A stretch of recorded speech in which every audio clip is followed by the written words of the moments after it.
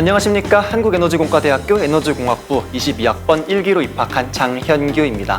안녕하세요. 서울대학교 에너지자원공학과 19학번 김준교라고 합니다. 만나서 반갑습니다.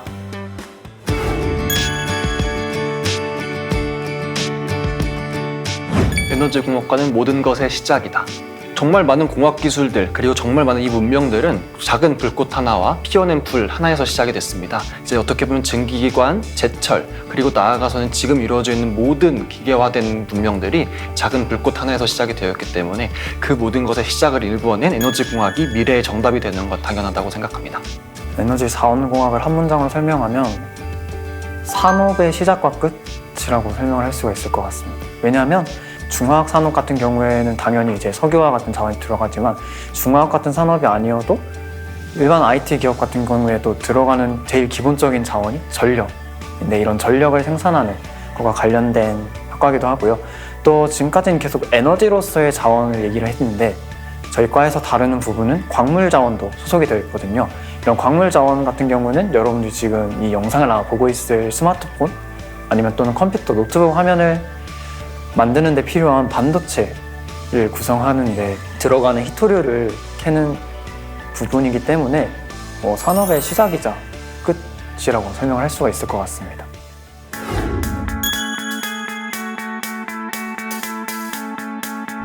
다른 공과대학교에서 배우는 학문 같은 경우에는 기계, 전자, 전기와 같이 다른 부분들에 대해서 배운다면 이제 보통 에너지공학은 그런 것들을 융합해서 우리가 실제로 사용하는 그런 에너지를 만들고 유통하고 소비하는 데 전 과정을 다루게 되기 때문에 보통 에너지공학과는 다른 학문들보다 조금 더 넓은 범위를 좀 더 융합적으로 다룬다 이렇게 볼 수 있습니다. 그냥 에너지공학과 이렇게 되어 있는 것도 있고요. 이제 다른 거 같은 경우는 환경에너지공학과나 되게 에너지 시스템공학과 이름은 사실 되게 다양하게 부르고 있습니다. 에너지 생명공학도 있고 에너지 IT 공학 이렇게 있는데 생산부터 개발해서 수송하고 그거를 저희가 쓸 수 있게 막 정제한다거나 또 나중에 재활용하는 이런 전 과정, 그러니까 에너지와 관련된 전 과정을 모두 배우는 학과라고 생각하시면 될 것 같아요. 전 과정을 다루다 보니까 전 과정의 세부 과정을 들어가면은 이제 생명과학 쪽이랑 연결되는 부분도 있기도 하고 이제 시스템이 붙는 이유는 에너지 전 과정을 다루는 시스템의 자체에 대해서 배우는 그런 부분이 좀 강해가지고 이런저런 다양한 수식어가 학과 이름에 붙는 게 아닐까 싶습니다.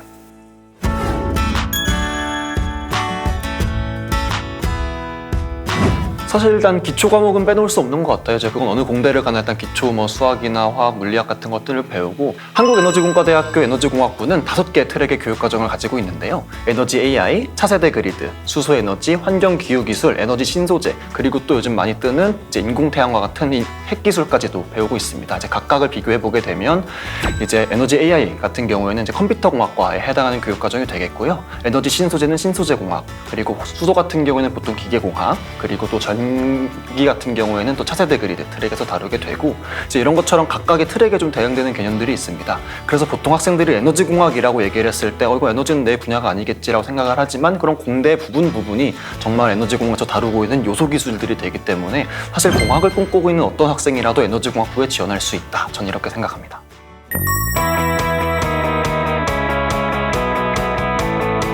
사실 이제 에너지공학 분야가 너무 넓기 때문에 이제 에너지공과대학교 같은 경우, 켄텍 같은 경우에는 들어오면 이제 비저너리 코스라는 게 있습니다. 5개 트랙 그리고 또 이제 핵까지 해서 총 6개의 수업 중에 하나를 들어볼 수 있는 일종의 전공 체험 과목이 또 개설이 됩니다. 패스페일로 수강을 하게 되는데 그럼 우리가 먼저 그 과목을 들어서 이 연구를 하면 내가 뭐 해먹고 살겠구나를 먼저 한번 경험해보고 그 다음에 이제 2, 3학년 전공 선택을 좀 경험할 수 있는 일종의 맛보기 코스 같은 교육과정이 제공이 됩니다. 서울대학교 같은 경우에는 1학년 때 전공 수업이 1학기에 딱 1학점짜리 하나, 2학기 때 1학점짜리 하나 그렇게 2개가 열리는데 1학기 때 배우는 거는 어떤 과목이냐면 이제 에너지자원공학과 소속되어 있는 교수님들이 매주 한 분씩 들어오셔가지고 본인의 이제 연구 분야를 소개를 해주시는 그런 이제 에너지자원공학의 이해라는 제목의 강의를 수강을 할 수가 있어요. 실제로 그 강의를 들어보면은 그냥 교수님께서 가르치시는 과목뿐만 아니라 교수님들이 현재 연구하는 분야에 대해서도 설명을 해주시는데 그래서 굉장히 뭔가 다양한 걸 배운다라는 걸 1학기 때 느꼈고, 공통적으로 좀 그런 기회들이 있는 것 같아요. 아무래도 에너지공학이 워낙 넓다 보니까 이제 고등학교를 졸업하고 입학한 학생들에게 전공을 좀 더 생각하고 또 길을 결정할 수 있는 시간들을 공통적으로 주고 있는 것 같습니다. 제 생각도 비슷하긴 한데 일반화할 수는 없을 것 같긴 해요. 약간 이제 대학교에 따라서도 약간 배터리에 좀 특화되어 있는 대학은 1학년 때부터 그냥 그쪽 트랙으로 밀고 나갈 수도 있을 것 같아서 이 부분은 학교마다 좀 너무 많이 다를 것 같습니다. 학교 학과별로도 엄청 교육 과정이 너무 달라서 같은 에너지공학이라고 하더라도 사실 공부하는 게 좀 많이 다를 수 있습니다.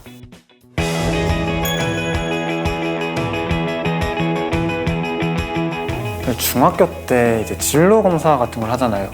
근데 그때 이제 제 진로 중에 추천 진로로 떴던 것 중에 하나가 대체 에너지 기술 연구원이라는 이름이 떴는데, 이제 그 당시에는 이제 신재생 에너지라는 표현보다 대체 에너지라는 표현을 좀 더 많이 사용했었나 봐요.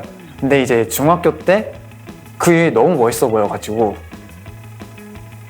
그쪽으로 뭔가 좀 막연하게 생각을 하고 있었다가 이제 고등학교 들어와가지고 고등학교 1학년 때 저희 고등학교에 에너지 자원공학과 교수님이 특강을 하러 오신다 라고 하신 거예요. 이제 중학교 때부터 이제 그때는 좀 막연하게 생각을 하고 있었는데 고등학교 1학년 때 에너지 자원공학과 교수님의 특강을 들을 수 있는 기회가 있어서 갔는데 너무 재밌는 거예요. 근데 그분이 지금 제 지도 교수님이자 제가 인턴을 하고 있는 연구실의 교수님이신데, 그때 특강으로 얘기를 해주셨던 내용이 신재생 에너지와 적정 기술에 관한 내용이었어요. 그래서 대체 에너지와 관련된 뭔가 꿈도 채울 수 있고 신재생 에너지와 관련된 꿈도 채울 수 있다 라고 생각을 해서 이 교수님이 있다면 뭔가 이 과로 가도 재밌을 것 같다라는 생각에 선택을 하게 됐습니다. 중학교 때 코학기였구나. 중학생 때 약간 그때 좀 멋져 보이는 환상에 약간 그때 에너지라는 표현 자체가 일단 멋있잖아요. 그때 뭐만 하면 막 그때 한참 에너지파, 막 에네르기파 이런 거 유행할 때여서 그냥 에너지라는 표현 자체가 너무 멋있어서 그때부터 가슴이 뛰었던 것 같습니다. 저는 정말 솔직하게 말씀드리면 저는 원서 쓸 때까지만 해도 에너지공학과를 갈 생각이 없었습니다. 근데 사실 저는 원래 통신공학을 하고 싶었어요. 특히 무선통신공학이나 이런 쪽에 관심이 많았는데, 사실 통신공학이라고 하는 학문은 조금 수단적인 학문입니다. 우리가 통신 속도가 빠르다고, 내 핸드폰 와이파이가 빠르다고 해서 그게 바로 돈이 되진 않죠. 결과적으로는 거기에 어떤 정보를 실어서 보내거나 어떤 커뮤니케이션이 돼야 거기서 오는 부가가치가 생기는, 어떻게 보면 좀 되게 수단적인 학문입니다. 그래서 그 통신이라는 그 수단을 어떻게 활용할까가 항상 고민이었는데, 원래는 좀 자동차나 무선통신, 특히 요즘 자율주행차가 많이 나오니까 이제 이런 쪽에 융합을 좀 생각을 하고 있었는데, 근데 가만 생각해보니 에너지공학만큼 부가가치가 크고 미래 산업에 중요한 게 있을까라는 생각을 한번 해보게 되었습니다.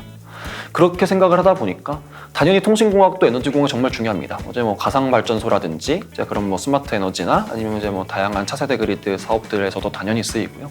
또 나아가서는 이제 뭐 발전소 제어라든지 이런 쪽에도 같이 활용이 되는 부분인데, 그렇게 생각을 한다면 이런 내가 통신공학을 할 수 있을 때 가장 부가가치가 크고 또 어떻게 보면 인류 공영에 가장 크게 기여할 수 있는 건 통신공학을 에너지공학과 접목시키는 거겠구나, 이런 생각을 하게 되었습니다. 고등학교 때그 생각합니다. 사실 조금 더 직설적으로 바꾸면 뭐가 더 큰 영향을 가져올 수 있을까라는 말을 달리 얘기해보면 뭘 해야 밥 벌어먹고 살기 좋을까이지 않습니까? 그런 생각을 하다 보니까 이제 에너지 산업만큼 중요하고 또 앞으로의 부가가치가 크고 동시에 인력 수급이 충분치 않은 학문이 많지 않겠다, 이런 생각을 합니다.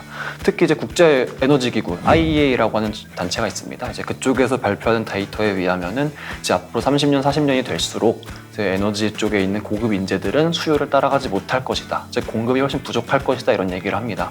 그런 것처럼 어떻게 보면 지금 이제 시작된 에너지 혁명이 제가 이제 대학교나 대학원을 졸업할 시기가 됐을 때 가장 꽃피우지 않을까, 이런 기대를 가지고 전공을 선택하게 되었습니다.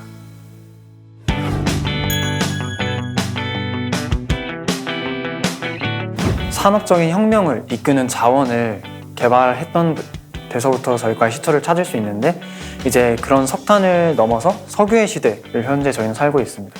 이런 석유의 시대, 당장 이 스튜디오 또는 여러분들이 지금 보고 있는 스마트폰 같은 것만 하더라도 석유가 없다면 아마 그 뼈대만 남아있거나 플라스틱 같은 것도 없어질 것이고, 당장 일상생활에 아주 큰 문제를 맞게 됩니다. 이런 거는 이제 석유를 사용하지 않는 무탄소 에너지 시대가 오더라도 석유 자체의 효용은 이제 자원으로서의 효용은 여전할 것이기 때문에 에너지 자원공학과의 중요성은 지금보다 오히려 점점 더 커질 것이라고 생각하고 있습니다. 이번 8월 달에 3번 정도의 기록 갱신을 한 게 있습니다. 바로 이제 전력 사용량이 갱신이 됐는데요. 이만큼 무더웠던 이번 여름이기도 하지만 다른 말로 하면 그만큼 전력 소비가 많았던 한 여름이기도 합니다. 그런 것처럼 이제 우리나라의 국가 경쟁력은 모두 에너지 산업을 기반으로 갑니다. 쉽게 얘기해서 우리나라가 강한 산업들이 뭐가 있습니까? 제철, 자동차, 반도체, 데이터 센터 이런 것들이 모두 다 전형적인 에너지 다소비 산업들입니다. 특히 요즘 더 커지고 있는 데이터 센터라든지 정말 커지고 있는 반도체 팹 이런 것들은 정말로 많은 양의 전기를 필요로 합니다. 그런 에너지가 모두 다 어디서 오고 이게 어떤 식으로 우리 산업에서 역할하느냐 이 물음을 우리가 답을 찾다 보면 결국에는 에너지공학 그 원천 기술부터 시작이 되게 된다는 것입니다. 그렇기 때문에 어떻게 보면 우리나라 경제와 그리고 또 수출 산업들이 성장할수록 자연하게 서포트돼야 되는 것이 에너지공학이고 이런 것처럼 정말 토픽마다 그 에너지 산업 자체는 너무나도 중요하고 무엇보다 요즘 또 탄소 중립의 시대이지 않습니까? 탄소 중립과 넷제로 이런 것들이 중요해지고 있는 시기이기 때문에 앞으로의 그런 산업 중요성이 너무 커질 것이다 이렇게 보고 있고 이제 앞으로 글로벌 시장 트렌드에서는 이런 얘기도 나오고 있습니다. 탄소 중립을 낮추지 않는 회사의 제품을 구매하지 않겠다. 이게 무슨 말이냐면은 우리나라가 수출 중심 국가인데 수출을 못할 수도 있다라는 뜻이거든요. 그런 것처럼 정말 많은 기업들이 경쟁적으로 탄소 중립과 저탄소 제품들을 도입하고 있고 에너지 전주기적으로 이런 탄소의 배출을 경감시키는 에너지 공대나 에너지 공학과의 커리큘럼 그리고 이런 고급 인재들의 수요 또한 꾸준할 것이다 이렇게 보고 있습니다.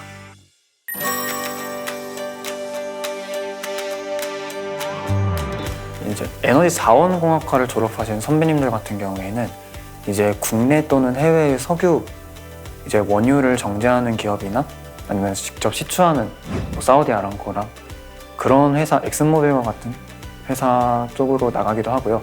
또는 이제 광물 자원을 국제적으로 캐서 가지고 와야 되다 보니까 아무래도 물자를 수송하거나 옮기는 이런 물산 계열의 회사로 진출하시는 선배님들도 계셨고 이제 지질 자원에 대해서 지하 공간에 대해서 많이 공부를 하다 보니까 지질 자원 연구소라든가 또는 석유나 가스와 관련된 공기업 쪽으로 진출하시는 선배님들도 계셨습니다.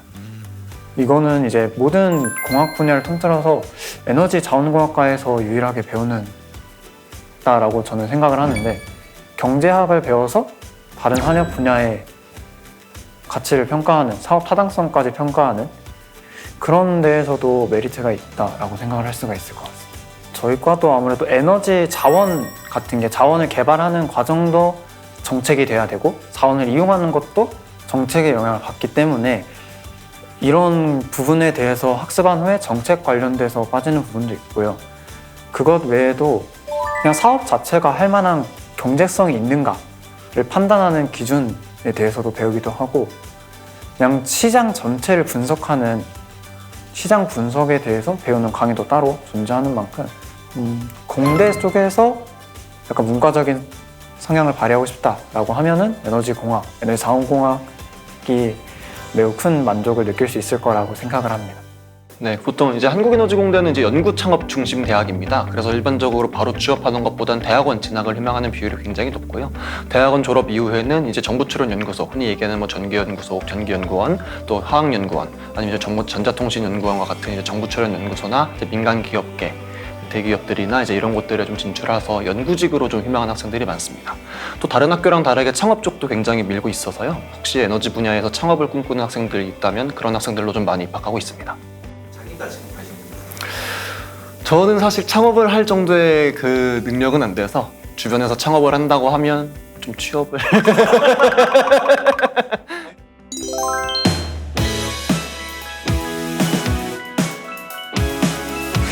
고등학생 여러분에게 해주고 싶은 가장 큰 첫 번째 말은 에너지 자원공학과라는 이름에 속지 마라 라는 얘기를 해주고 싶어요. 최근에 이제 탄소 중립, 무탄소 에너지와 같은 부분이 각광받다 보니까 실제로 신입생으로 신재생 에너지를 하기 위해서 들어오는 친구들이 굉장히 많아요.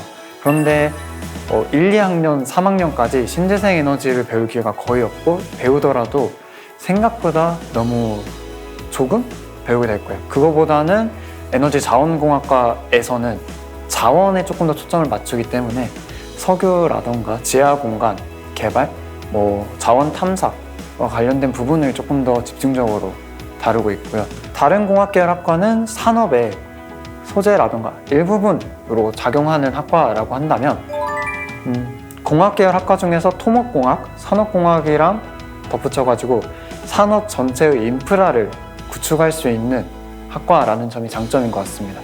이제 자신만의 새로운 인프라를 만들고 싶다라던가 아니면은 기존 산업의 아닌 새로운 산업의 일부분, 새로운 산업을 발전시키는 데 기여를 하고 싶다라고 생각하시는 분들은 에너지 자원공학과에 많은 관심을 가져주시면 좋을 것 같습니다. 우선 어느 대학이든 에너지공학을 전공하고자 하는 학생들에게 해주고 싶은 이야기는 지원하려는 학교의 성격을 잘 알아야 합니다. 에너지공학이라는 것이 분야가 정말 넓기 때문에 어떤 학교는 자원, 어떤 학교는 배터리, 어떤 학교는 환경과 같이 학교마다 좀 다른 강점이나 교육과정들을 가지고 있는 경우가 있습니다.